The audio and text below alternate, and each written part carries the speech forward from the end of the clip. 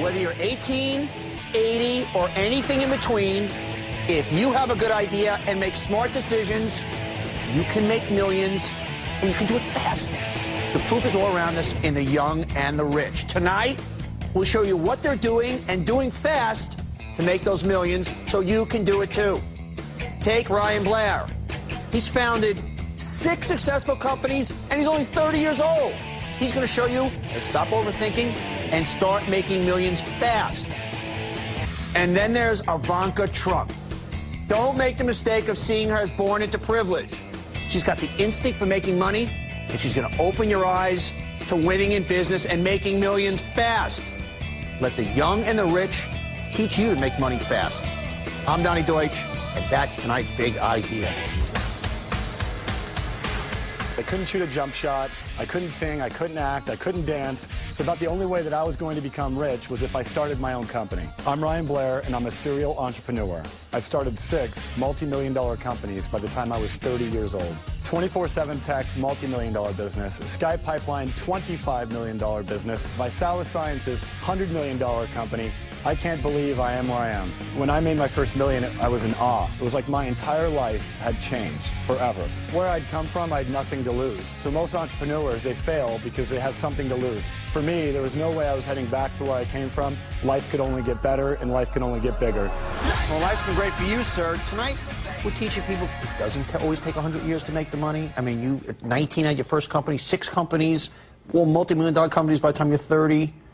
How'd you figure it out? Where did this drive come from? Well, you know, first there's a misconception here. It's been 10 years of, 17 hours a day, 7 days a week. No shortcuts. So career-wise, I've probably done more work than most people that are 50, 60 years old. So there is no shortcut. Now, I'm lucky that I had the right mentorship, people to teach me things that, that you can't just find in business school. But growing up, you had anything but mentorship. No. Take me to life as a kid. Your story is a rough one. Yeah, I was raised by a single mother.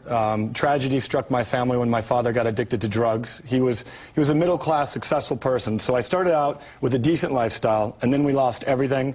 Went to, in and out of the streets, in and out of foster care facilities.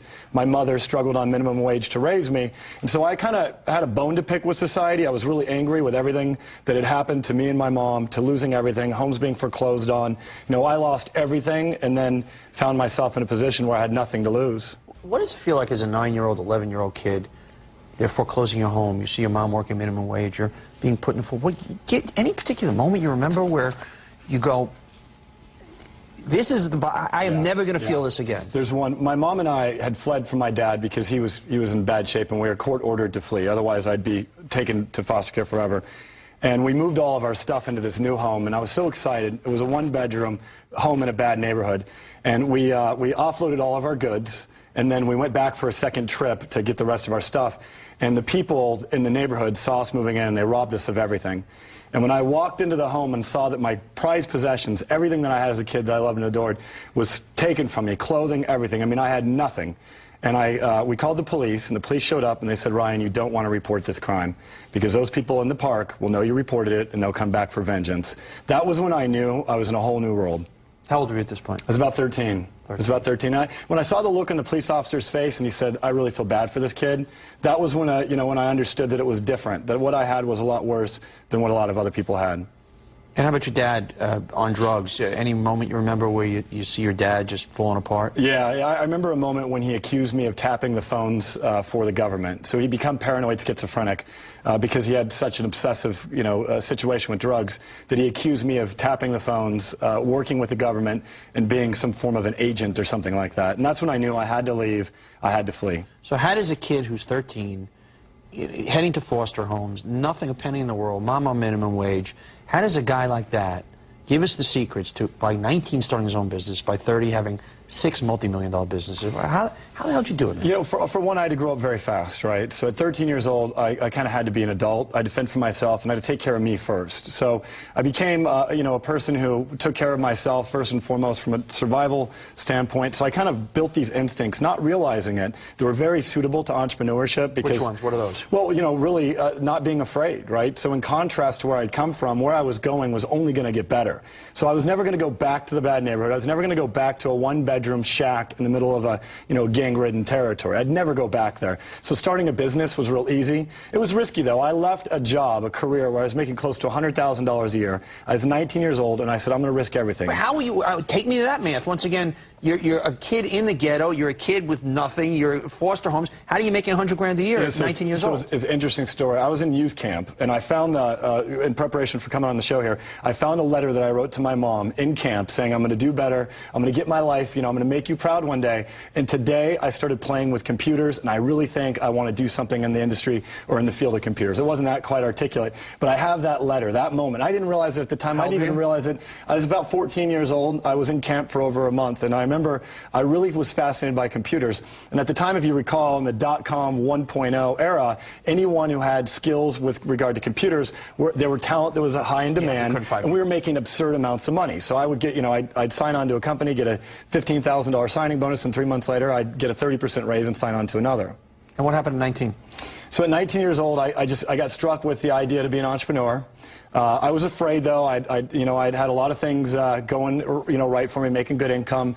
I'd bought a car, so I'd taken some risk, got some debt.